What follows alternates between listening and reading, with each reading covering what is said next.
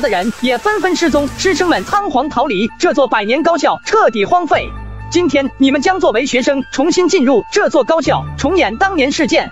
怪谈任务在这座高校存活5天。雾霭中，我缓缓睁眼，发现自己出现在一座庞大阴森的青铜门口，门的另一端是我所在的星球，这是怪谈乐园。我被选为天选者了，没办法，来都来了，也没有别的办法了。正在进入怪谈乐园城市里，一座诡异的高校从灰雾中降临，它传承已有100年，散发着古老与腐朽的气息，让人恐惧万分。数年前，高校里发生了一件离奇的事，导致学生们接连失踪，前来调查的人也纷纷失踪。久而久之，师生们仓皇逃离，这座百年高校彻底荒废。今天，你们将作为学生重新进入这座高校，重演当年事件。怪谈人数7人，怪谈任务在这座高校存活5天。怪谈等级噩梦级。以下是本次怪谈的基本规则，请务必牢记。规则1：你们身为高校的学生，请认真上课，否则老师会很生气。规则2：课间你们只有10分钟的休息时间，有什么事请在10分钟内完成，然后回到教室。规则3：禁止学生间谈恋爱，否则后果会很严重。规则4：如果有同学跟你递情书，请不要拒绝。规则5：学校里没有保安，如果见到，请远离。规则6：禁止无故殴打同学，如果遇见有同学被殴打，你可以选择报告老师。规则7：10点熄灯，10点前请回到宿舍。规则8：高校没有宿舍。噩梦级怪谈怎么办？怎么办？我不想死。一个女人惊恐的哀嚎，跪在地上哭泣不止，她已经崩溃了，全身都在颤抖。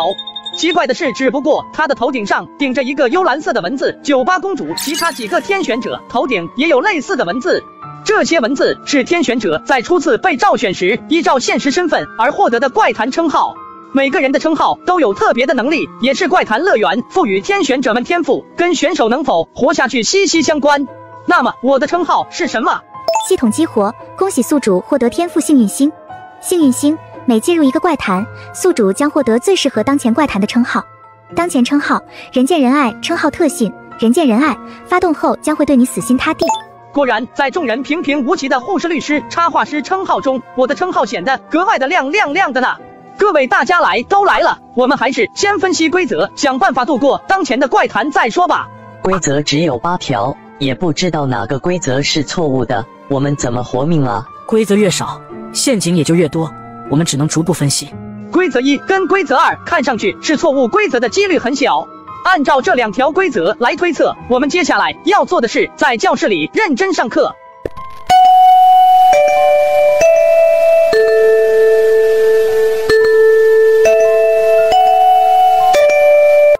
课间已经开始了，我们的时间仅有10分钟不到了。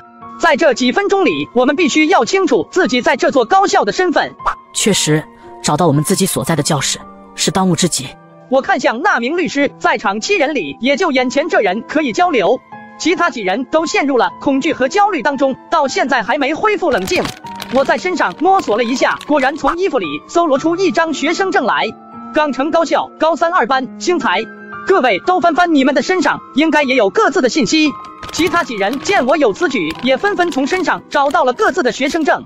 果然，我们7人的学生证上写的班级都是高3 2班。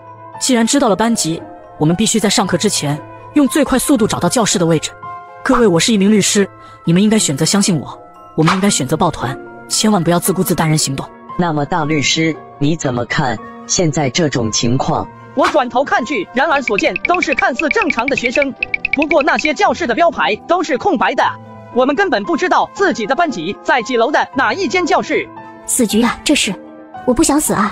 众人又开始乱成了一团，此时就连这位律师也面色苍白，难以想到解决办法。就在这关键时刻，我直接脱颖而出，在他们几人惊愕的目光下，跑向了一名怪谈乐园中的女子高中生。小姐姐，能告诉我高3 2班在哪里吗？我强忍着情绪，在女生面前邪魅一笑。人见人爱称号触发成功啊，在那里，3楼的那间教室，看到了吗？小哥哥，你叫什么名字啊？要不要我带你去啊？女生脸红万分，揉捏着我的手，甚至都开始哼哼唧唧了。啊，不用了！我吓得脸色一变，挣脱了女生的手，急忙逃开。女生望着我的背影，神色莫名。我确认过了，高3年级在教学楼3楼。我也不等他们反应，我率先朝着教学楼的楼上跑去。我很清楚，在这座惊悚高校里，时间格外重要。其余几人已经没有思考的能力，也急忙跟了上去，哪怕是那个哭到崩溃的酒吧公主，也踉跄地跟了上去。雾霭中，我缓缓睁眼，发现自己出现在一座庞大阴森的青铜门口，门的另一端是我所在的星球，这是怪谈乐园。我被选为天选者了。我们几人挤进教室，放眼望去，整个教室里已经坐下了不少学生。这些学生看似正常，但都是 NPC。糟糕，脑子里却没有任何高3、2班的记忆。也就是说，整个怪谈的线索都需要依靠我们自行挖掘。换做其他地方，我们可以找个位置随意坐下，哪怕做错了也有调换的机会。但在这座高校里，还是噩梦级别。一旦坐了 NPC 的位置，有极大的几率会出事吧。此时，教室里端坐好的学生此时纷纷侧头，目光直直地凝视着我们等人，脸上也纷纷浮现出奇怪的神色。突然，走廊外来了一阵阵脚步声，在缓缓靠近。是老师来上课了。这用脚想都知道，在老师来到教室后，若自己还没找到座位，想必一样会出事吧？怎么才能最快确认各自的座位？难道只能等到上课铃响，找没有学生坐着的位置坐下？不，这个办法太凶险，万一自己坐的位置不正确，极大概率会扑街。第二种办法，赶紧去翻看那些空桌上的书，可万一书的主人准备回到座位，一旦他对你判定为骚扰，岂不是直接扑街了？两种办法都面临着扑街的风险，前一种面临危机更大，搞不好还有团灭的风险，后一种选择那就是赌，团灭的风险要小很多。糟糕，如果我有无限推演的功能就好了，总不能在这第一关扑街吧？我直接快速将这两种方法告知几人。等到最后一刻去寻找座位，风险太大了，可能会触发团灭。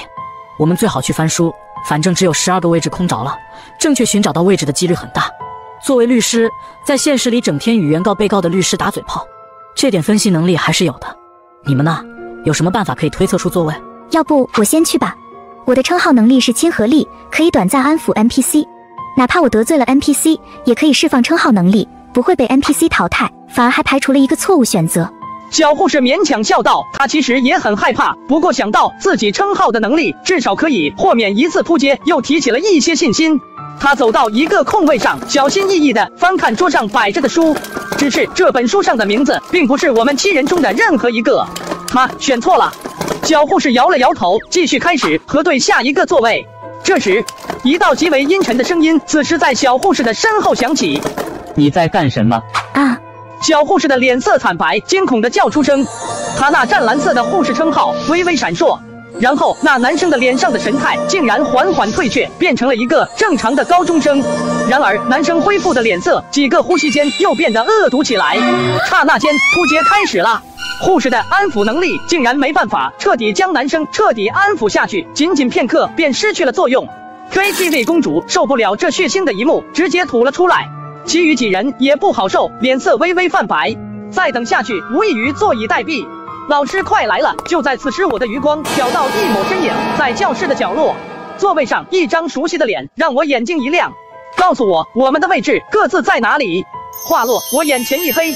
短时间里连续使用称号能力，导致我的身体愈发虚弱。你就在我边上呀。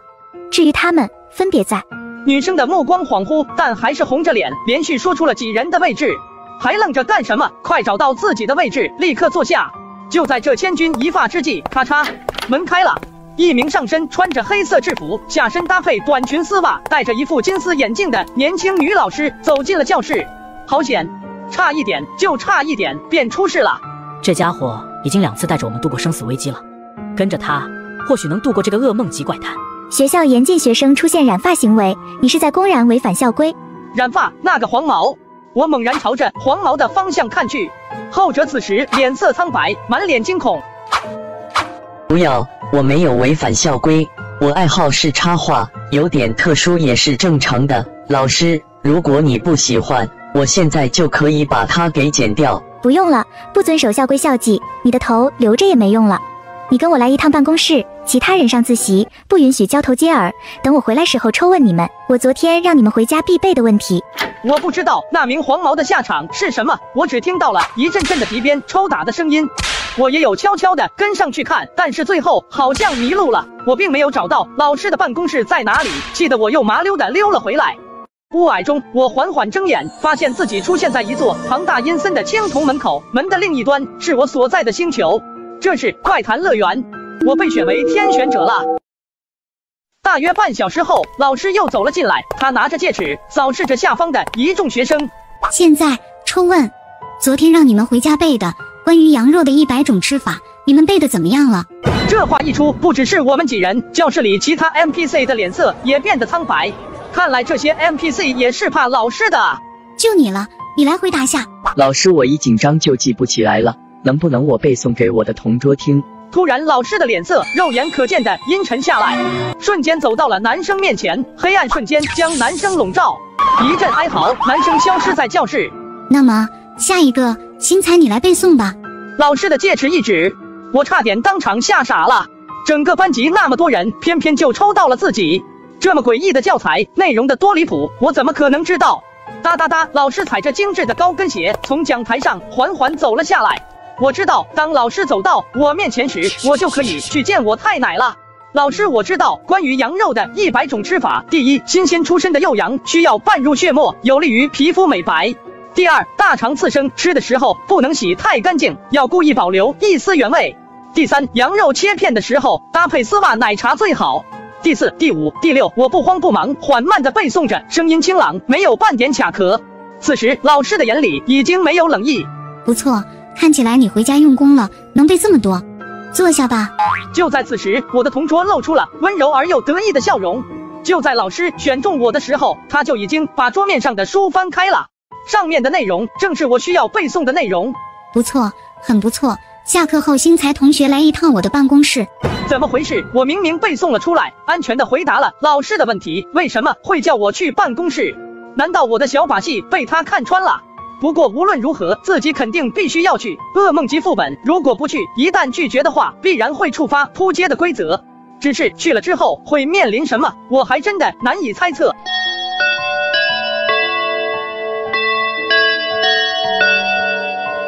各位，我即将被老师叫去办公室，具体去做什么，会遭遇什么事，我无法得知。不过，在我去办公室的时候，你们也不能闲下来，务必要弄清楚一件事。大家必须弄清楚接下来几天的课程，如果不能提前预习，接下来课堂提问这个环节，我们谁都过不去。我先走了，你们也注意点。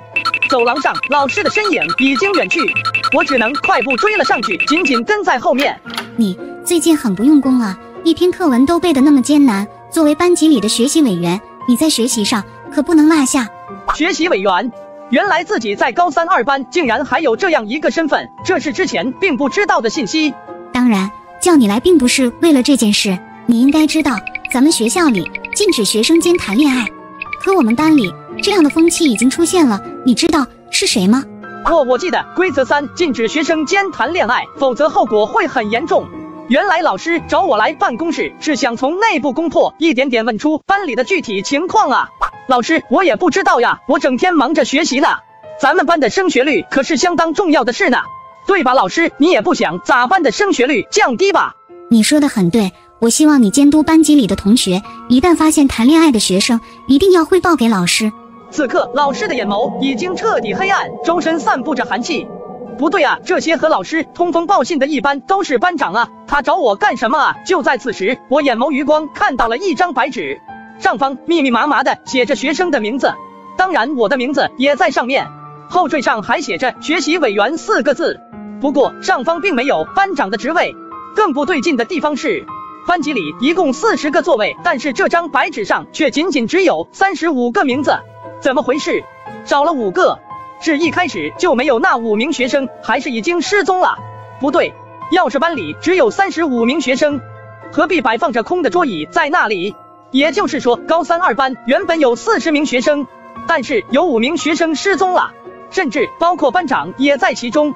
既然班长连同职位一起消失在纸上，是不是就意味着失踪之后会连着名字一起在这张白纸消弭吗？蓦然，我感觉到一阵冷意，转头只见到老师以森冷的目光正在一眨不眨地盯着我。你在看什么？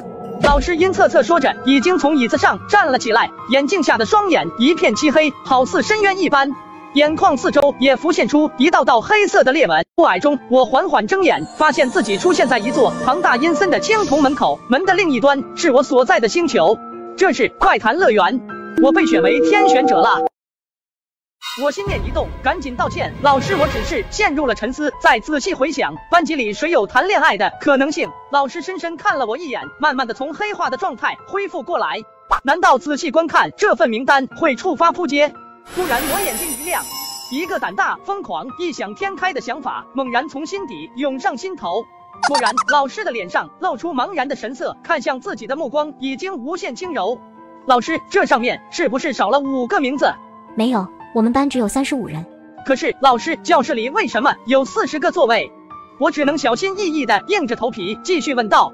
我也不确定称号的属性在老师身上能发挥多久，还是有些提心吊胆的。学校里每一间教室都有40个座位，只是我们班没有那么多学生而已。说是这么说，不过教室里那些错落的空位不存在班长的班级，明显透露着不合理。那5名学生也许已经在某种规则之下消失了，或许他们是被遗忘了吧。后面我和老师也是闲聊了几分钟，我就告别了老师，火速从办公室退了出来，一路跑回到了教室。教室里，我们几人聚在一起，纷纷松了口气。课程表终于拿到了。我也说起了老师让我观察同学谁在谈恋爱的事，并且着重提了一下，只要我们不去触碰那第3条规则，便不会出现扑街危机。各位，我有个大胆的想法，大概是这样，只要我们找到那个在学校谈恋爱的同学，嘿嘿，也许很有可能，明白了吗？几人瞬间秒懂了。你是真的很勇啊！开玩笑，我超勇的好不好？对呀，我们可以解析规则，对触犯规则的诡异进行威胁，获取我们想要的信息。虽然是噩梦级怪谈，不过哪怕是诡异，也得乖乖的遵守规则。那我们接下来怎么办？现在我多了一层学习委员的身份，一定要好好利用起来。我可以使用学习委员的身份，但也不能随意去找那些诡异，必须确认哪些学生真的可能存在违反了规则的行为，否则威胁不成，我就先扑街了。高校里有学生失踪，我们想要在高校里存活5天，必然要查清楚这件事。中午12点到下午2点上课之前，我们有2个小时的时间进行自由活动，届时我们有足够的时间去探寻整座高校，了解一些隐藏的秘密。由于我们几人得到了课程表，趁着老师提问之前提前预习遭遇危险的几率已经大大降低，只要不去触碰规则，便不会轻易扑街。就这样，上午的课程很快过去了。我们现在去哪里？食堂啊，接下来我们可是要在高校生存5天，你们难道打算饿5天不成？食堂是我们不可能避开的地方，别大意。我们几人很快来到食堂，整个高校的学生大部分都在这里了，热闹喧嚣也透露着诡异。食堂规则：规则1，每个学生的学生卡里都有金币，可以购买食物。规则2，当你的学生卡没金币的时候，可以选择在食堂里做兼职。规则3，遇到不会手抖的食堂阿姨时，请换一个窗口，否则会扑街。规则4，有同学向你要吃的，不能拒绝。规则5，不要跟出现在食堂里的厨师说话。规则6，哪怕吃饭再难吃的食物，也不能说出难吃2个字。规则7，这座食堂不会出现老师，一旦出现老师，一定要远离。不对啊，兄弟们，我们好像没有金币啊。规则2里不是有写吗？学生证里应该是有金币的，哪怕里面没金币，也可以在食堂打工啊。不出意外的话，他们几人出意外了，他们的学生证里居然没有1毛金币，然后几人黑着脸在食堂里端起了盘子。呀，你这是什么卡呀？这是老师的卡啊，老师刚刚在办公室给我的，我表示爱莫能助，因为我的学生证里也没有金币。但教师卡，老师说只给我1个人用，我可不敢随便帮忙，万一这是一种规则呢？按照目前看来，除了我之外，其他人这些天如果想在学校里生存5天，基本上逃脱不了在食堂端盘子的命运。不久后，几人也苦哈哈的端着餐盘来了。我和你们说，调查资料最好的地方是教师办公室，还有档案室。不过档案室并不在教学楼，在那栋办公大楼的2楼。我指了指教学楼隔壁的办公大楼。就离谱了，你怎么知道档案室的位置？我挠挠头，总觉得自己好像遗忘了什么重要的事，却又一时半会儿想不起来了。照你那么说，教师办公室还有档案室，我们都要调查，岂不是我们要分开行动？霭中，我缓缓睁眼，发现自己出现在一座庞大阴森的青铜门口，门的另一端是我所在的星球，这是怪谈乐园。我被选为天选者了。没办法，时间不够了，我们只能分2队冒险了。我们5个人分成2组。5分钟后，我们到了档案室的门前。奇怪的是，门掩着的，可以直接推开。昏暗的光线映入档案室。这么多档案柜，这得多少资料？我们2个人根本不可能查完吧？再多也得找，除非你想扑街在这座高校里。当然不一定需要一个个档案柜的去找，一般这种学校的档案都会分年届储存。我们只要找到这一届高3的档案，就可以找到高32班的信息。快，时间不等人，速战速决，时间流逝。此时终于传来了好消息。星财，你快看啊，高3的资料我找到了。我看着档案带上的信息，确实是我这一届的资料。然而让我俩感到惊愕的是，我们将整个档案都翻完了，也没有见到高3 2班的任何资料，就像高3 2班凭空消失了一样。没有任何资料，该怎么度过这个噩梦级怪谈啊？没有关于高3 2班的档案资料，根本无法解析学生失踪的事。会不会有一种可能，整座惊悚高校压根就没有高3 2班？我们先离开，希望他们那边会有点收获吧。就这样，我们一头雾水的离开档案室，回到了高3 2班。不久后，几人回来了，一打听也没有任何的消息。我们去了整栋教学楼的办公室，都没有找到高3 2班的资料，甚至我们在进入一间教师办公室时，违反了某种规则，我们遭遇到了诡异的袭击。还好，我们拼命逃了出来，吓死我了，我以为我要扑街了呢。呀，你手臂怎么受伤了？哎呀，小伤罢了，了不起重伤，要扑街哪那么容易？无妨挂齿，男人吗？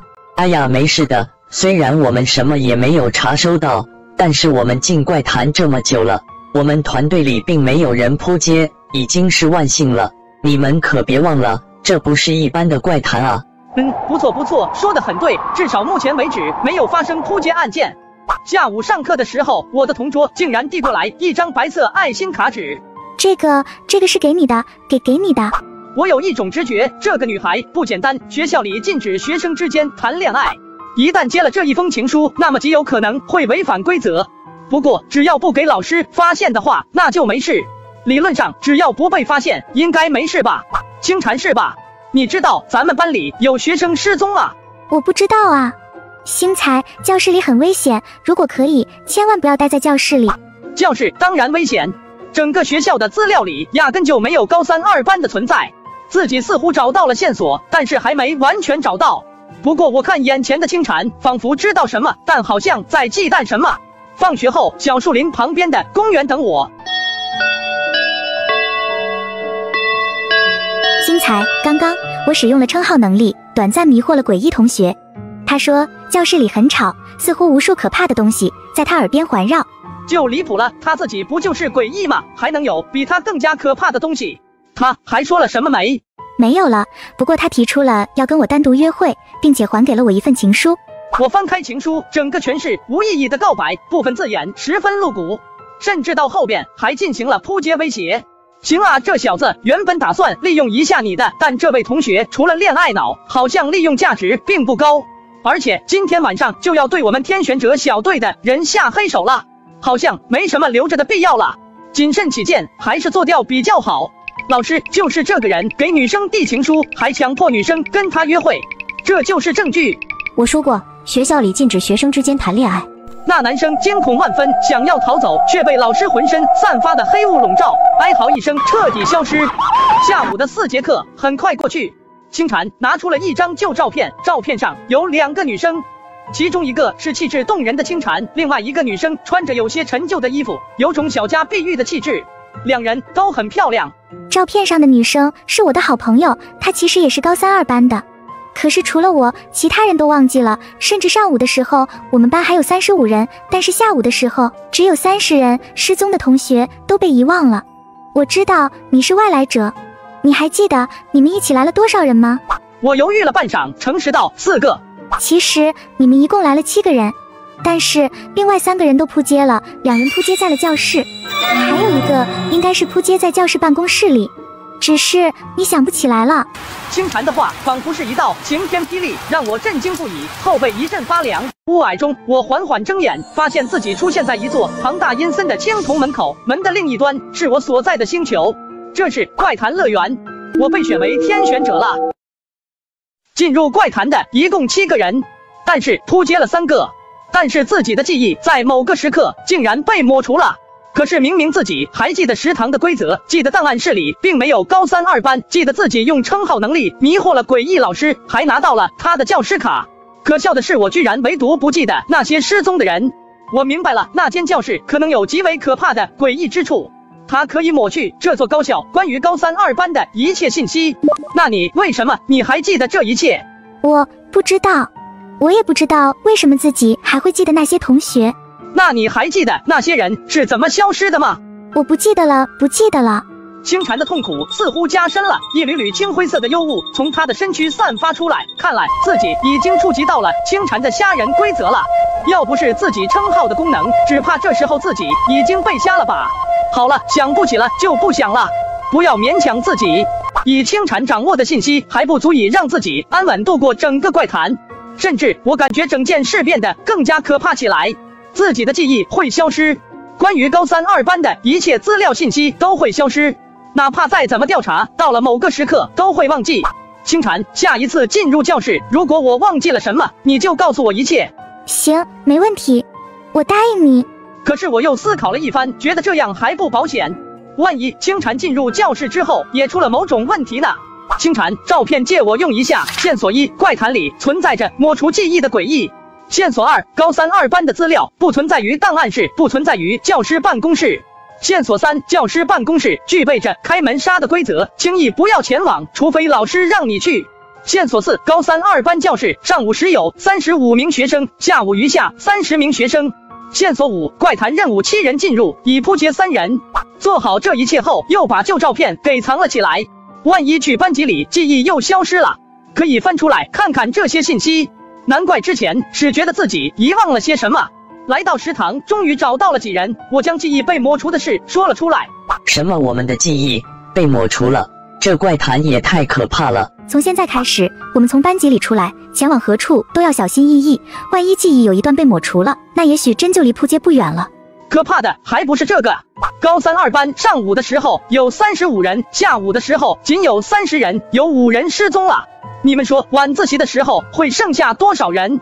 其实我不怀疑这一条信息的真假，哪怕是没了某一些记忆，教室里空出来的座位也很值得怀疑。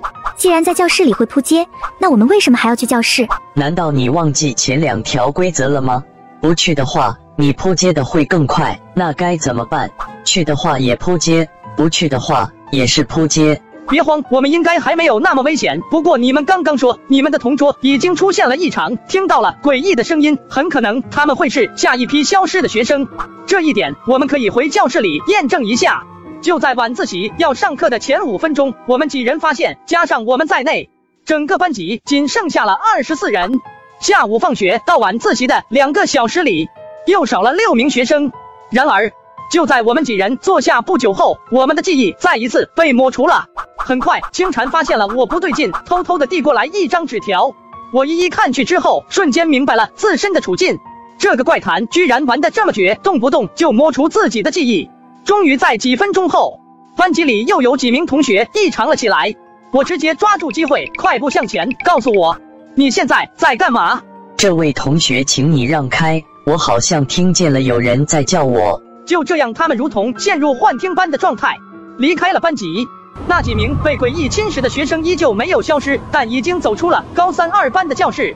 渐渐的，起雾了，灰雾不知道什么时候从4面8方袭来，将整个校园占据了。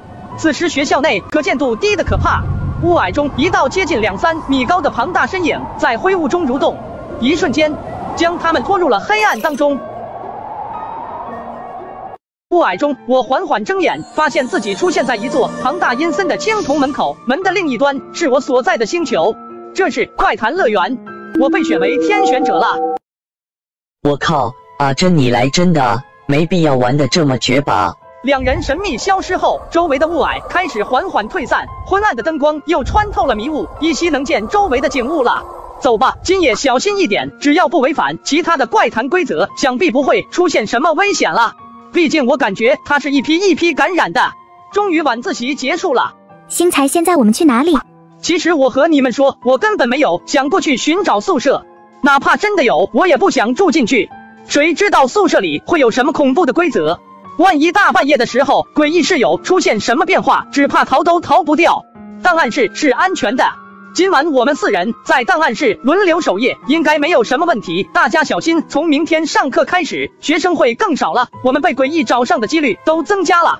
很可能明天上午的课程，我们就会被诡异侵蚀。大家如果自身出了什么奇怪的症状，一定要说出来，不要藏着掖着的。对了，你们发现一个问题没有？什么问题？就是晚自习下课后，整个学校里居然没有一点脚步的声音，好像整个学校里就跟没有了人似的。是啊，怎么感觉他们像凭空消失了一样？好安静啊，学校。就这样，我们4人在档案室里睡了一夜，一切正常，安然无事。第二天一早，我就把清禅叫了出来。昨夜是怎么回事？你怎么忽然消失了？这也太奇怪了，这些怪谈里的学生入夜之后为什么会消失的？又去了哪里？我不知道呀，我眼前一黑，然后就第二天了。上午上课的时候，我又发现了几名很不正常的学生。4节课很快过去，午间那几名被诡异侵蚀的学生依旧没有消失，只不过是在同一时间走向了同一个方向。他们并没有与其他学生一样去食堂，而是沿着楼梯一路往上走到了顶楼。灰雾不知道什么时候从4面8方袭来，将整个楼道占据。教学的顶楼此时可见不低的可怕。昨晚那个又来了，大家小心。此时那几名学生目光呆滞，脸色呈现苍白色，站在那里没有任何动作，像是完全被侵蚀了。星财，这可怎么办？如果都按照这种速度扑街的话，等教室里的 NPC 扑街完了，很快就会到我们了啊！麻烦，太麻烦了！我到现在都不知道他们为什么会被侵蚀，一定有其他的关系，只不过我们并未发现罢了。突然，这时一道冰冷的声音响起：“你们几个在这里干什么？”这突兀的声音吓了我们几人一跳。我们循着声音的来源，见到一个穿着保安服的人，正阴沉地看着我。走，快逃！快跑！规则5：学校里没有保安，如果见到，请远离。学校里没有保安，那这是个什么？不用想也知道，这是一个无规则吓人的诡异。否则怪谈乐园也不会特地给出一条让天选者远离保安的规则。逃是目前最好的选择，可是我们的路线已经被这名保安拦住了。你们先走，我来拦住他，劳资跟你拼了！替身攻击发动，一道替身暴涌而出，可是好景不长，下一刻随着替身的消失，本体被一巴掌打飞了。就在保安抽出腰间的警棍，打算发动致命一击的时刻，蓦然一道优雅的身影在楼道下方不远处浮现。老师，你快来啊！有人打我！规则6：禁止无故殴打同学。如果遇见有同学被殴打，你可以选择报告老师。没错，我深深地记得这条规则。那名身穿制服的美女班主任以一个极为不可思议的速度出现在了顶楼。那名保安此时停下了攻势，转头凝视着老师。两者对峙之下，那名保安竟然退怯了。保安沿着楼道消失在我们几人的视线当中。你们几个没事跑学校顶楼来做什么？尽快下楼去！就这样，老师冷着脸转身离开。走之前，他居然朝着我眨了眨眼。你们先去食堂吃饭，然后找个地方休息，等着下午上课。我去一趟老师的办公室。星财，你注意安全，毕竟老师也是诡异。雾霭中，我缓缓睁眼，发现自己出现在一座庞大阴森的青铜门口，门的另一端是我所在的星球。这是怪谈乐园，我被选为天选者了。你们干嘛要去顶楼打架呢？你不知道我们学校是不容许打架的吗？老师，是那名保安鬼鬼祟祟的跟踪我班级女同学，我最看不起不尊重女性的人。我星财一人做事一人当，刚才那个保安我没有打成，但是我下一次一定让他好看。总之，我觉得这件事我并没有做错。如果老师你觉得我做错了呢，随时都可以整死我。你上次举报的那名同学做得非常好。这老师没什么嘛，这都是我应该做的嘛。你就放心吧，那名保安我会找人安排他的。他反天了，居然感动我的人，这是老师一定给你一个公平、公正、公开、透明的一个说法。就在这拿捏之际，我看到一旁一张白纸上写着一行名字，那是高3 2班的学生名单。一眼看去，40个人的班级，现在只剩下了14人。上午被诡异吞噬的那几名学生的名字也消失在了名单上。如果我直接将名字在这一份名单上抹除，那样一来自己便不存在于高3、2班当中，那样一来诡异便会认为已经把自己给扑街了，便不会侵蚀自己。之后只要不触碰其他诡异的规则，便可以保证自身安全。如果成功的话，那这一次怪谈便可能度过了。我迅速啪的一下将名单拿在了手里，同时拿起了笔。你在干什么？星财，你快把名单给我放下！同一时间内，刺骨的寒意从身侧袭来，但是箭在弦上，不得不发。能够度过怪谈的办法摆在这里，哪怕是面临扑街，我也要尝试一下。见状，我再一次释放称号的能力，一瞬间，一股眩晕感传来，我终于两眼一黑倒下了。等我再次醒来的时候，老师已经笑眯眯的主动把名单给我了。我一看，果然老师已经把我的名字给涂抹掉了。我试探着，小心翼翼的说着：“对了，老师，你再把这几人的名字也涂抹掉吧。”好，都听你的，不过你要给我亲一下哦。砰的一声，我打开了门，快速逃走了。在上课前，我再一次去了树林，将一切发生的事记载在旧照片上。这么说，我们可以度过这一次噩梦级怪谈了。不能掉以轻心。一些疑惑我还无法解开，清禅为什么不会遗忘高3、2班的人？还有整个学院里都没有高3、2班的资料，老师为什么会有那么一份名单？一定有一些东西是那个诡异影响不到的。我猜测这座校园里应该还隐藏着什么，我们需要找到它。不久后，我们几人前往教学楼。站在高3、2班教室前，我却犹豫了一下，停下了脚步。看着教室里三三两两错落而坐的学生，心里忽然升起一个念头：规则1、规则2，如果上课之后不进入教室，会发生什么？各位，如果我的做法没错的话，我们的名字已经在高3、2班的名单上划掉了，也就是说，我们已经不属于高3、2班的学生了。为什么还要继续上课呢？你不会是要……并不一定会违背规则，因为我们已经不是学生了，进入教室上课反而更危险。如果我们失去了学生身份，搞不好会被上课的老师当成入侵者。说得好，有道理啊，有道理，确实有道理。就这样，我们几人就这么站在走廊里，等待着上课。3分钟、2分钟、1分钟，最后10秒，最后5秒，大家额头上都冒出了汗。终于，上课的铃声响了。我们始终维持着一个动作，大家的眼眸都凝视着高3、2班的教室。如果这一次真的推理错了，我们也只能快速的逃跑了。随着走廊上一名身形诡异的老师走进了高3、2班教室，对于我们几人视若无物的样子。终于，我们破解了规则1和规则2。各位，既然如此，接下来我们有更多的时间去调查见。星财，你快看啊，快看教室里！教室里那面漆黑如墨的黑板上方，隐隐约约有着一张很像脸的东西，微微浮现着，似乎好像还发出了一阵恐怖的嘶嚎。果然没有几秒，怪怪的同学又出现了。原来诡异是藏在了黑板的上方啊！那玩意就躲在那里。他在上课时抹除了教室里学生的记忆，让他们觉得整个高3、2班只有那么几个人。我们已经脱离了高3、2班，但是那个诡异应该还遵循着规则，在扑接着2班的学生。我们是安全的，不用紧张。走了，别看了，我们还要探查别的地方呢。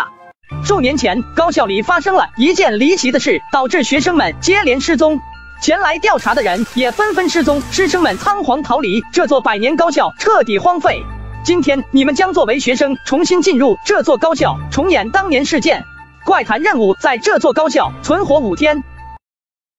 确定摆脱了学生身份后，我们几人沿着楼道朝着教学楼外走去。有了上次的教训，我们也防止自己被开门杀，只能小心翼翼地开启自己的称号，一个房间一个房间的查找过去。谁也不清楚那些房间里会不会存在着其他诡异。图书室、音乐室、危机室、实验室，每一间房都要经历很久时间才能探查的彻底。星财，要不然算了，我们的名字都已经从高3、2班抹去了，不出意外的话，我们已经足以度过这个噩梦级怪谈了。未必，这可是噩梦级怪谈啊！以诡异的速度，今夜过后，高3、2班的学生便会全部扑街。那么明天呢？明天之后，诡异的规则又将会改成什么？大家快看，这是校长的日记本，上面居然有高3、2班的情报。我是这座高校的校长，当你见到这本日记的时候，我已经不在了。学校里充斥着灰雾，仅存的学生不断被灰雾中的诡异扑街。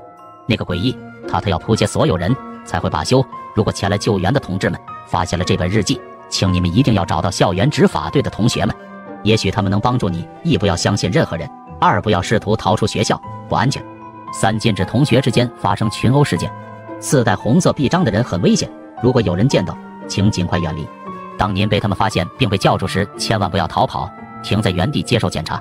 五持有蓝色工作证的人才是校园执法队的同学们，只有身上带着工作证时，他们才是无害的。六去卫生间，也许能碰碰运气，可能会有人告诉你危险来自何方。七校服是用来保护你的伪装，千万不要被他们发现你不属于这里。八寝室是安全的。九学校里没有校长。我听完后一阵发麻，原来即使我们脱离了班级，对啊，我们现在属于是外校人员，白天他们正常上课，我们不需要上课。假设到了晚上他们放学了，万一看见我们，谁也不能保证到底会不会对外校人员发起进攻。果然还没结束，星才将我们的名字从高三二班的名单上划去，也只不过是暂时逃避了诡异的扑街罢了。原本以为可以顺利度过噩梦级怪谈了，没想到只不过是延缓罢了。现在该怎么办？这件事太严重了。各位，我感觉我们晚上要出事了。我们现在是外校者，并不是学生的身份。如果我说的是如果，假设他们晚上放学后发现我们并不是学生，他们会不会对我们发动攻击？此话一落，他们几人的脸色变得苍白了起来。第一个吃螃蟹的人是值得敬佩的，因为无法确定螃蟹究竟是美味还是致命的毒物。也许我们趁着他们没有放学，我觉得应该找一下校服。不过这第9条规则是不是真的，暂时还不知道。我觉得未必，哪有这么玄乎啊？反正我们现在名字被划掉了，我感觉我们现在是安全的，何必去寻找校服呢？你们看见他们穿校服了吗？他们都没穿校服，万一我们穿了校服出变故了怎么办？当然这也是我的猜测，万一上面的是骗局怎么办？怎么办？现在我们的目标变得不一致了，你说的你有理，他说的他有理，这可怎么办？你们先躲起来，我去找一下清禅，也许他能告诉我接下来的路怎么走。时间流逝，昏暗降临，此时我却得到了一个恐怖的事实：高三二班仅剩下4名学生，清禅不在其中。本来想用称号能力调查一下清禅，这下怎么办？他人都不在了，还怎么调查啊？突然我的视线看向讲台上那个端坐着的老师，接下来只能换一个调查对象了。片刻之后，我在高三二班教室门口轻轻叩响了教室的门铃。我可不准备进去，那可怕的诡异还在黑板的后面，万一进入教室，记忆就会被抹除，之前的努力都将功亏一篑。你怎么来了？你翻墙头进来的呀？你不知道校长他最讨厌的就是外校者，虽然他不在了，但是他定制的规则可是还在的哟。看来随着我破解了规则1和规则2，导致老师的记忆不只是被抹除了，甚至还可能被篡改了，甚至说不定老师是将自己当做了另一个人。诺，这是送你的花。对了，你刚刚说的校长规则是什么意思？你也知道我们学校的校长长期不在校内，所以我们学校有着一些离奇古怪的规则，你一定要相信。有些校长规则都是真的，我见过很多学生成群结队的想打破校长的规则，可惜的是他们都一一消失了。还好我们高三二班的同学都很乖，并没有和其他班级的人胡闹。对了，你没带校服吧？等会儿放学后我去拿给你。对了，今晚太晚了，我可以进你们学校寝室睡一晚上再走吗？可以是可以，不过你在我教师寝室里会更安全哦。来，我给你我的钥匙，今晚你就去那睡。放心，我知道你有洁癖，我今晚就在办公室对付一晚喽。实在是太委屈你了，就冲你这态度，我回家就跟我妈说，彩礼少收10个 W。真的？当然是真的，千真万确。冒昧的问一下，你寝室具体在哪个位置啊？那你亲我一口，我就告诉你。时间来到晚上10点，夜幕彻底笼罩天空，外面已经是漆黑一片。按照老师给的信息，应该巡查的人快要来了，我们也逐渐警惕起来。记住，千万遵守规则，23点之后一声不吭，直接睡觉就行。众人纷纷躺下，寂静提前降临，可以很清晰的听到，还有许多宿舍仍然发出喧闹的声音。大概半小时过去了，此时寝室内再也没人发出任何一丝声音，只有轻微的呼吸声，外面也大多数安静下来，只有极少数宿舍仍未平息。忽然点名的声音从1楼远远传来，念得似乎很大声，语气中还带着些许不耐烦，并且因为没人回应而愈发暴躁。我们身在2楼都能听出喊的是谁。108寝室的张飞、李达、原野，你们3人已经在寝室停留快超过半个月了。如果下星期在点名的时候你们不出声，就会永远留在这所学校里。快点出来啊！一个寝室里的人数和名字起码会被点重复10多遍。大约过了20分钟后，1楼再也没有声音传来。片刻之后，楼道内出现清脆的脚步声。可怕的是，那个声音是从楼梯上发出来的。那些人，他们要来2楼了。哒哒哒，那脚步声清晰可闻，哒哒的脚步声逐渐逼近，每落下一次就如同铁锤敲在我的心脏上。我们入夜之前看似有把握把规则吃透了，真正的恐怖来临时，我们还是慌的一批。即使我们的寝室是老师专用的寝室，没关系，我们这是老师专用的寝室，他们应该不会查寝吧？也对，内心祈祷着那玩意儿千万别停下，走开就好。但是外面查寝的人最终还是停在了201寝室外面。你确定今天看见了有人进了这个寝室吗？千真万确，我看见有几个人进了这个寝室，看来又是新的一组天选者啊。是啊，算时间的话，上一组的天选者们也快到极限了吧？你好，天选者们，你们在里面吗？我们是这所学校的查寝者，请你们一定要相信我们，我们是好人，我们想带你们离开这所学校。我不知道你们是怎么进入这个寝室的，但是我觉得你们很聪明，毕竟这么多组的天选者，可没有哪一组是能搞定老师的。对了，你们穿校服了吗？如果没有，我们这里有。OK， 我知道你们在担心什么。这样吧，明天中午学校最东边那所小房子里见。对了，你们千万不要在寝室里沉睡，否则会影响你们的称号能力。即使你们拥有老师专用的寝室，也会有些鲜弱感。震惊，震惊，真的是太震惊了！我们该怎么办？是相信他们，还是相信老师？数年前，高校里发生了一件离奇的事，导致学生们接连失踪。前来调查的人也纷纷失踪，师生们仓皇逃离，这座100年高校彻底荒废。今天，你们将作为学生重新进入这座高校，重演当年事件。怪谈任务在这座高校存活5天。老师是不会骗我的，也许这里是地方性规则。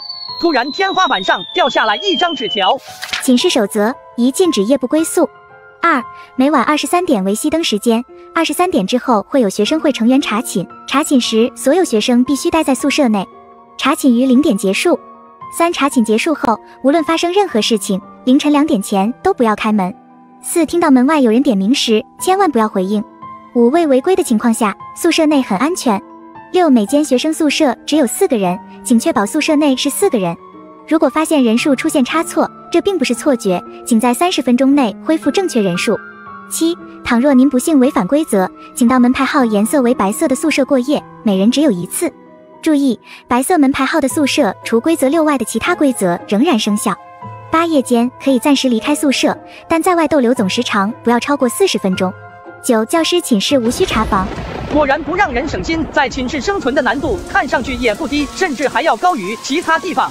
不过我们这寝室应该会好点，至少应该不会查房吧。刚刚他们很有礼貌的只是敲了敲门，想骗我们说话，并没有很没礼貌的大喊大叫。从现在开始，我们得转变一下战略了，在风险尚可接受的情况下，主动去试探一些规则的底细，否则等到面临规则的考验时，才去想如何破局，就会显得非常被动。寝室守则3，无论发生任何事情，凌晨2点前都不要开门。寝室守则8，夜间可以暂时离开宿舍，但在外逗留总时长不要超过40分钟。前者暗示凌晨2点之后可以开门，后者则允许在晚休期间离开寝室。这2条规则联系起来，可操作的空间就很大了。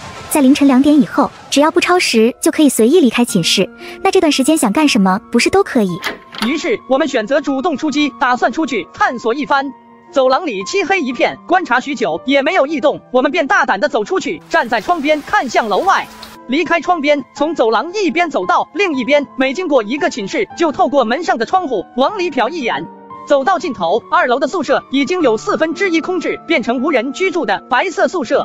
1楼被我们认定为是极其危险的地方，因为这里离寝室楼大门近，一旦有东西出现，那么必定是从这里进来的。因此我们只敢向上探索，逛完回来才尝试去1楼。走一步停留一步，越是靠近寝室楼的大门就越专注，发现有不对劲就随时准备跑路。然而就在我们快要靠近大门时，背后忽然出现了脚步声，后面是什么？从寝室里出来的人还是查寝的？随着脚步的接近，只看到一个人走进了一间寝室，那是个无人宿舍。仔细一听，能感知到寝室里传出的翻箱倒柜的声音。如果我猜的没错，这人是来拾荒的。不久之后，那人出来，背上背了个鼓鼓囊囊的包，手里还拿着几张鲜红的100元大钞。这人脑子没事吧？在这里那玩意跟卫生纸有什么区别呢？且不说这种行为到底道德不道德，在当下的环境里就是废纸。这人不仅道德沦丧，脑子还缺根筋。有智商能想到能在这种时候出来，但智商不多，经历这么一件事，我们也没有继续探索下去的心思了。可就在我们刚刚踏上去往2楼台阶的瞬间，令人不安的奇怪动静就出现了。寝室楼底的大铁门传出吱呀的响声，像是被缓缓打开了，随后是一阵异常整齐的脚步声，仿佛有很多人在按照同一个频率走动。我感觉自己的心跳似乎都骤停了，连呼吸都十分困难，手脚不听使唤。突然间，我们感觉我们每走一步，身后的人就会不紧不慢地走一步，仿佛笃定了要跟下去。我们不敢回头，呼吸的节奏逐渐变得错乱。如果早知道我也会背，那今晚我就老是待在宿舍里了。我紧绷的神经中冒出了这个有些后悔的念头。数年前，高校里发生了一件离奇的事，导致学生们接连失踪。前来调查的人也纷纷失踪，师生们仓皇逃离，这座100年高校彻底荒废。今天你们将作为学生重新进入这座高校，重演当年事件。怪谈任务在这座高校存活5天。突然一道接一道的影子从我们身旁掠过，可映入眼帘的并不是什么长相惊骇的不知名怪物，而是一个个学生。我下意识刚要松口气，猛地意识到其中不对劲的地方，顿时屏住了呼吸。这些人的相貌，其中有些人是之前见过的。他们游荡着前往各自的寝室，悄无声息地打开门走进去。星财，这些人是不是我们高3、2班的同学啊？他们不是被诡异抓走了吗？怎么又回来了？这些人的外貌看上去正常，但他们脸上如同机器人一般麻木的神情，有种说不出的诡异。就感觉他们以前是有一些灵魂的，但是现在感觉他们好像被抽干了灵魂一样。不过至少现在这些人没有攻击我们，更没有盯着自己不放，那我们就是暂时安全的。但没有哪条规则明令禁止这个时间段不允许说话。喂，你过来一下。你干嘛呀？我没事，就是想问问你们怎么这么晚才回寝室啊？哦，我们班主任升职了，现在变成教导主任了。我们在外面嗨了几个小时才回来。我和你说，哥们，你是没在我们高3、2班，今晚我们老嗨了。你知道的，我们学校总有那么几天会进来外校者。今晚教导主任可是带着我们进入了图书室、体育场、音乐馆等等一些我们平时不好进的地方。当然我们也发现了，确实有几个外校者在里面躲着呢。好兄弟不说了，下次一定要来吃烤肉哦。我们吃不完，根本吃不完。行了，我睡觉了，你们继续努力吧。也不知这是暴风雨前的宁静，还是规则的怜悯，又或是故意让猎物放松警惕的安逸陷阱。我现在懒得去思考这些问题了，今晚的变故已经耗费了太多的精力，再不补充睡眠，恐怕就真要完结在这里了。就在我们睡去的同时，其他寝室里，快起来，闹坤了，赶紧数数有多少人。原野，你数下寝室内有几个人？1、2、3、5个。大晚上的你们叫什么呢？你不让睡觉了，吵什么呢？还他喵的睡呢！我们要违反规则了，会扑街的，赶紧起来数数人数。数就数，催啥啊？1、2、5，我操，怎么多出来一个人啊？想要看清那人的模样，却感觉脑海中的影像被什么东西蒙蔽了一样，一片模糊。这种诡异的现象，就如同我们在班级里上课记忆遭到篡改一样。寝室守则里有一条，每间学生寝室最多只有4个人，如果发现人数出现差错，这并不是错觉，请在30分钟内恢复正确人数。认知污染，所谓的认知污染，其实就是当一个人接收到一条信息之后，他对于这个世界的认知被扭曲。在认知正常的人眼里，看来平平常常的东西，在遭到污染的人眼里，可能是另一番景象。如果真的是认知污染，那现在寝室内确实是4个人，只不过我们看到的是5个。原野，寝室里就数你聪明，你说该怎么办吧？现在别怕，我来破解这个规则。规则说要在30分钟内恢复正确人数，现在寝室里有5个人，想要不违反规则，就只能，既然寝室里多出一个人，又无法找到那个人，那就只好赶一个人出去，这样人数就又变成了4人了。凭什么是我啊？哼，都被我们赶出寝室了，看你能活到几时。你就为了大义牺牲吧。这名被赶出去的少年一时有些恍惚，发呆了一会儿，才想起要赶紧找一间白色宿舍过夜，在外面滞留的时间过长，会有性命之忧。原野，你确定随便赶走一个人就没事了？都过了这么长时间，人数怎么还是不对啊？木已成舟，没得选择了。其实我心里似乎也没底，但我还是坚信自己对规则的判断是正确的。是谁带领你们从教室杀回寝室的？当然是你了，要不然我早就被他们搞掉了。在这种死亡之下，我居然能活着出来。没错，兄弟们，咱们听野哥的话，一定能安全离开的。我们都在这里活了快半个月了，我相信要不了多久，我们就可以离开这里了。就在他们得意之际，寝室里出现了一团团黑雾，一时间寝室里回荡的只有此起彼伏的惨叫声。数年前，高校里发生了一件离奇的事，导致学生们接连失踪。前来调查的人也纷纷失踪，师生们仓皇逃离，这座百年高校彻底荒废。今天，你们将作为学生重新进入这座高校，重演当年事件。怪谈任务在这座高校存活5天。陷入昏睡的我们迷糊之中听到一阵惨叫，但实在太困，并没有多在意。深夜在不知不觉中度过，天色蒙蒙亮，拂晓到来。出奇的是，昨晚发出惨叫的寝室门突然从里面打开了，不过此时的他们如同没了灵魂一样，排成长队走了出来。星财，等会我们去哪里调查线索？别慌，白天我们不用上课，我们可以慢慢的查询。我打算先把这栋楼每一层卫生间排查一遍。我记得校长的日记本里有提到过，去卫生间里可以碰碰运气，可能会有人告诉你危险来自何方。这栋楼一共7层，一层有2个卫生间，也就是说我们有14次碰碰运气的机会。果然，我们排查到第9个卫生间时，终于传来了一声喜讯。你完全可以相信体育老师，他知道很多事情，也许他一直都在操场等你呢。确定没有了后话后，我又在里面拉了个大的，足足又在门口等了10多分钟才走开。别问为什么，问就是我心细。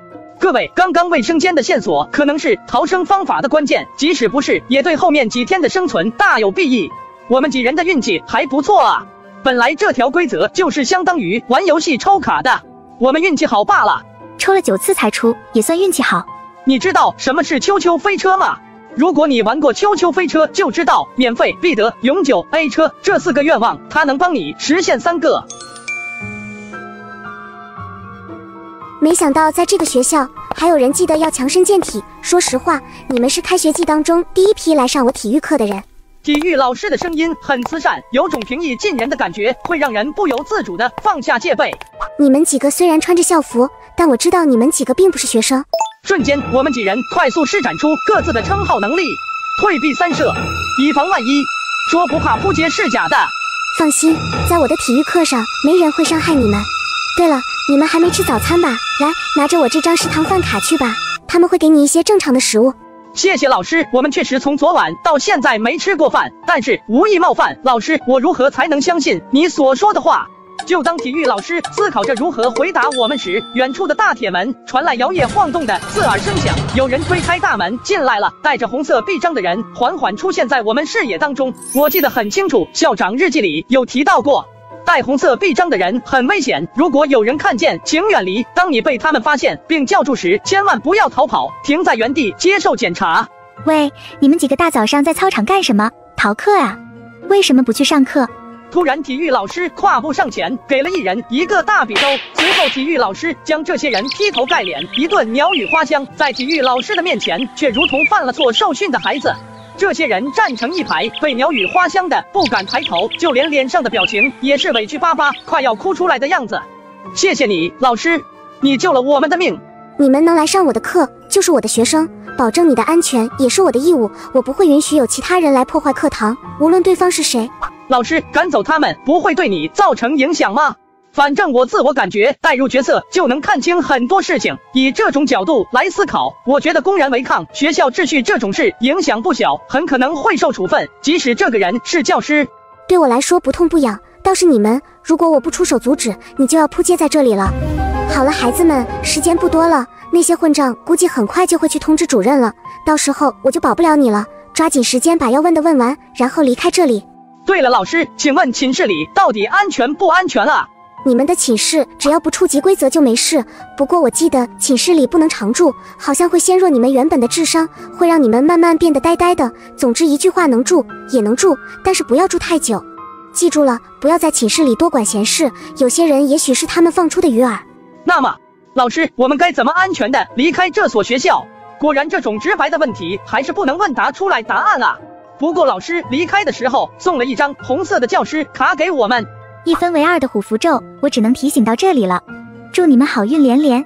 最近过得怎么样？我觉得你这人还是有点手段的，居然一下子送来了3位，不错，吃吧，多吃一点。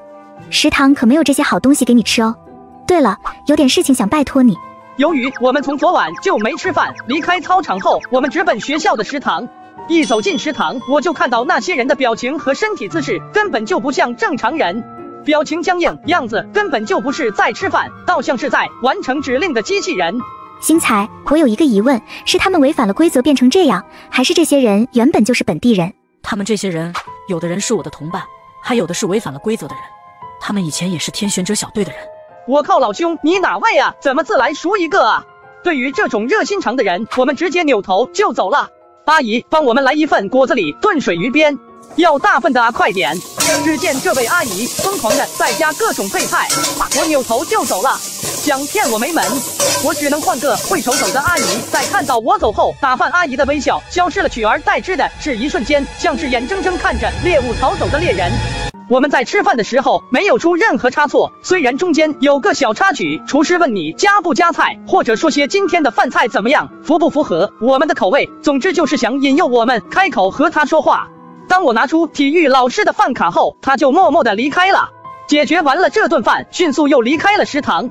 这饭卡真不错，再也不用为了一口吃的打扫卫生了，嘿嘿。你高兴的也太早了吧？饭卡是一次性消耗物品，吃完一顿后就会消失不见了。不过我总觉得现在我的精气神已经回来了，不行，我得去试验一下。大外甥，你怎么来了？小姨妈，我和我妈吵架了，我都已经1个星期没有要到生活费了。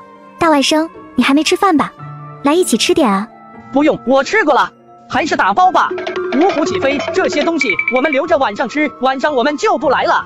兄弟，我用金币买，你这个可以吗？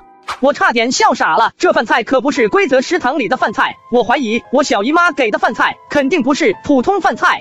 就算按照规则来说，打工吃的饭菜也很难吃吧？只能说是能吃，但是不香罢了。怎么可能吃得上这种饭菜？兄弟，我求求你了，我也是天选者小队的人，你可不能见死不救啊！我这人不吃软不吃硬，你就是在这跳拉丁舞也没用，快走开！如果我把他们全都扑街，就可以离开这个地方，也就不用再担惊受怕了。反正我对这群人也没什么好感，更没什么恩情可言，我连自己的天选小队都可以下得去手，还怕你们几个？你别以为我们听不见你的心声，臭小子，你现在想扑街都难了，我要打破你的淘气。人见人爱称号发动成功，我就是你，你就是我，我两心心印。看来是称号加强了，就是有点怪怪的。让我来看看你究竟知道些什么吧。哦，是吗？你居然把自己的灵魂出卖给了学生会，你这小子知道的挺多啊。这张蓝色的教师卡也是你从自己人身上顺下来的，你小子玩的可真绝啊！你能告诉我这张蓝色教师卡的用处吗？我已经无法回头了，我恳求你们收留我吧，哪怕让我在这个世界活下去。蓝色教师证压制诡异的恶性，红色教师证是让诡异变善良。那你们学生会是属于哪一种？老娘只是纯属讨厌你们这些男生罢了，我可不是诡异，我告诉你，我永远都不可能是诡异。星财，我饭是不是吃多了？我感觉我这只手臂好像有劲了，同时也感觉到伤口处有点麻麻的感觉，好像有什么东西要出来似的，好痒痒啊！那这样吧，我带他去医务室看看，你2个字找一间白色宿舍。规则说过，白色宿舍是安全的。但是你们记住了，无论发生什么事都不要开门，就算是我们提前回来去找你们，你们也不要开门。如果真的有急事找你们，我们也会等到凌晨2点后才会去找你们。总之一句话，安全做到位就好，安全一定要安全。我和你说，这是好事啊，也许真的就是饭菜的效果。你看啊，你自从手臂受伤以后就没有发现自己有暗伤，今天刚吃完饭，暗伤就自己爬出来了。放开心点，这是好事啊！当我们来到医务室，看到门口贴着的规则时，我们彻底的呆住了。数年前，高校里发生了一件离奇的事，导致学生们接连失踪。前来调查的人也纷纷失踪，师生们仓皇逃离，这座百年高校彻底荒废。今天你们将作为学生重新进入这座高校，重演当年事件。怪谈任务在这座高校存活5天。医务室守则：一、先来后到，床位有限，满员后将不再接受其他人入内。2、医务室内请保持肃静，禁止发生冲突与大喊大叫。3、医务室老师会给受伤的人治疗，但可能会索取一点东西作为治疗费。4、来医务室的次数越多，被允许入内的可能性越小。5、医务室老师知道离开学校的方法，极限一患一不亏不赚。6、医务室老师是不会骗人的。7、医务室可以安全12小时，超过12小时后会有专门的医务室人员请你出去，当然你也可以选择拒绝。医务室里的布置很简单，除了门口处的药房就是里面的大病房，这里总共有10几张床位，摆放在偌大的空旷病房当中，就是有那么一丝不对劲。如此多的床整齐的排列着，透露着诡异的气息，以至于整个地方看上去有点像就是那个停停实实房。下一刻，医务室老师推着装满手术器械的推车进入病房，目光落在一个个伤者身上，那双眼睛扫视到谁，那人就会有种被戳穿的感觉，不寒而栗。环视一圈，他最终将目光锁定在了一个躺在病床上、一条腿半废的男生身上。如果我没猜错的话，根据规则，医务室老师要开始收取治疗费了。你要干什么？老师，我可是很听话的。别怕，就一下下，不疼，很快就结束了。突然，医务室老师掀起男生的上衣，对准后腰的位置。下一刻，瓶子里多出了一颗东西，而那名男生整个人受到了极大的刺激，进而昏迷了过去。我策你的马呀！这下手速这么快啊！那小子还没准备好，就已经出来了啊！按照他这个速度，怕是在场的所有人在离开医务室之前都得少一颗吧？不一定，运气足够好，或许能安然无恙的离开这里。注意了，规则说的是可能，没说他一定会。果然这一条是对的，有些人运气好，老师直接从他的身边路过去了。不过还是有几个倒霉蛋被要了治疗费，有人被卸下了一颗牙齿，也有人好端端的手臂骨折了。但是比起最初的那个倒霉蛋，肯定要幸运的多了。而这时，医务室老师似乎盯上了我，慢慢的朝着我走来。快跑，新才，他好像来找你要治疗费了。你在这别动，接下来交给我了。我直接跳下床，拔腿就跑。我得把他引到其他人看不见的地方。我嗖的一下，直接跑到了药房。医务室老师发现我逃跑，立刻也紧随其后。我现在可不管什么红卡、蓝卡，我直接全上。他妈的，直接梭哈！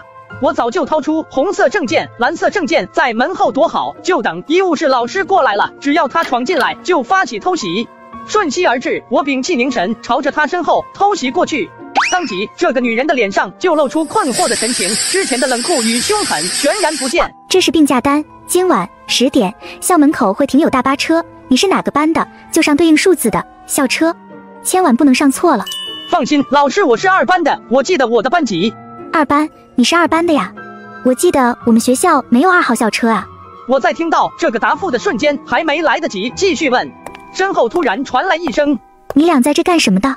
学生是不可以进药房的。”就在他慢慢靠近我们的时候，我趁机发动了称号能力。是你呀，星。你是？我是阿雅啊，不记得我了？哦，我想起来了，你真的是医生，那天白大褂不是道具。说那天早上你为什么溜了？